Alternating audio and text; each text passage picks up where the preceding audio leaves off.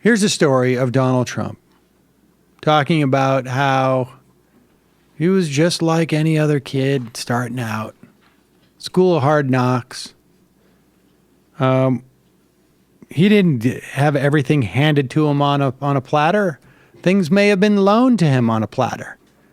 Here is Donald Trump speaking to Matt Lauer on the Today Show. Decided here, this is Jill Casey, mother of two, registered Republican. Good morning. Good morning. Mr. Trump, with the exception of your family, have you ever been told no? Oh, many times. I've been told no by him.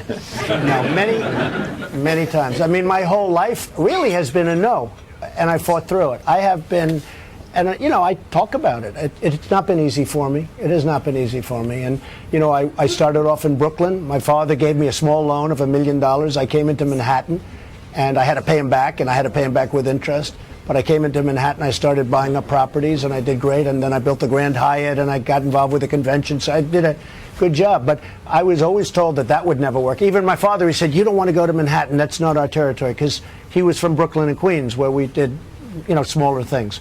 And he said, don't go to Manhattan. That's not our territory. But he was very proud of me. But all my life, I was told no. Even for this. I mean, they said, oh, what do you want to do it for? Don't do it. Don't do it. You're against professional politicians. So far, I'm not impressed. I will tell you that. By the way, let's just put this in perspective. You said it hasn't been easy for you, but my dad gave me $1 million loan. Did. That probably is going to seem pretty easy to a lot of people. But $1 million isn't very much compared to what I built. Right. I mean, I built one of the great companies. And what are you talking about? This could be Trump's Romney moment, right? I mean, this is like the Romneys talking about, like, we started out with nothing. We started out with nothing. We were living in an apartment in Boston as I was going to business school, living on nothing but the stock that my dad had given us that was worth, well, in today's dollars, maybe $200,000. But that was virtually nothing relative to what we were used to. And of course, you know, for Donald Trump's perspective, $1 million loan, he probably got, I wonder what the rate was, right? I mean, because if you get an interest rate, you know, particularly at that point, you know, back then, I think this is the early 80s, late 70s. I mean, the interest rates, people don't realize this, or people do realize this, but younger people don't.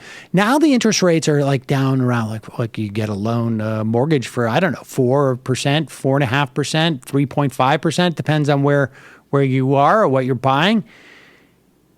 Loans at that time were 10, 15, 20%. And so if you get loaned $1 million at 3%, he could just turn around and arbitrage. I mean, that's basically what the banks have done since 2008. We've loaned them billions and trillions, maybe, with no interest. They just loan it to somebody else and then pay us back. You're giving them money. So the idea that Donald Trump perceives $1 million 30 or 40 years ago to be virtually nothing. That it doesn't, like, when he brings that up, the next thing that follows is like, and I realize I was incredibly privileged that I had a head start, and even more than a head start, than 99.999% of the people in this country. Never mind that, you know, my education was paid for and all this thing. Never mind that I could afford to take risks because I knew if I couldn't pay back that $1 million, I wouldn't go to jail. The worst case scenario is that I go and I work for my dad. Or even worse than that, I've got to go work for somebody else that he gets me a job with. And I don't turn into a billionaire. That was the worst case scenario for Donald Trump. I took risks. No, there's no risks, really. When your safety net is literally like a foot below you. Like so much so that you don't even have to fall. You just like, oh, I took one step and back up. Look at me. I lifted myself back up. At least he didn't say, if I was a Puerto Rican guy from Eastern New York, I would already be president. Right. So he didn't quite take it to Mitt Romney territory. No, he didn't take it to Mitt Romney. Yeah. He didn't quite get to Mitt Romney, but there's still time. Imagine if I was Dominican, second term. They've I been know. revising the Constitution. That's Forgive me right. more. Just remember, if Mitt Romney had been, if only his family had stayed in Mexico, he'd be enjoying his third term now. How many house servants did Donald Trump have when he got that loan? Anna and I only had one. At our small little fixer-upper in Newton.